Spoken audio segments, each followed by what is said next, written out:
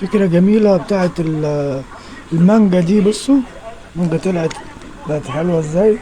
الفكرة دي جايبة مع اليوتيوب، حد منزلها على اليوتيوب، الله يبارك له. يعني كنتش عارف ازرع شجر مانجا من البذر خالص.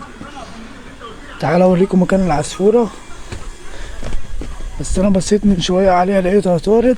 البيض اللي كان فيها الظاهر فقس كله وطار خلاص بح. كان نفسي اشوفهم قبل ما يطيروا. تعالى نجيبوا حبتين تين بقى.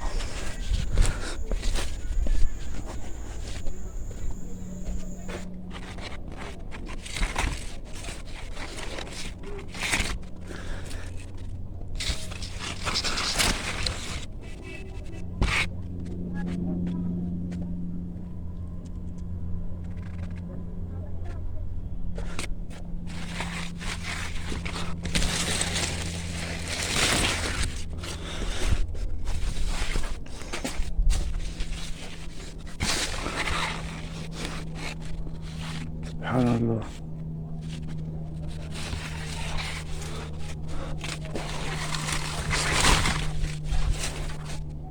عايزين نطلع فوق بقى، ممكن ولا مش هنعرف؟ في تيم فوق ياما.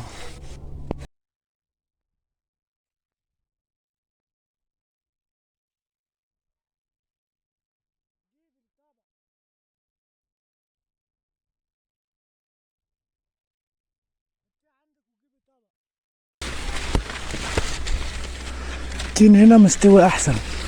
الشمس اللي بيبقى جاي عليه الشمس بيبقى مستوي ايه، احسن بكتير من اللي تحت.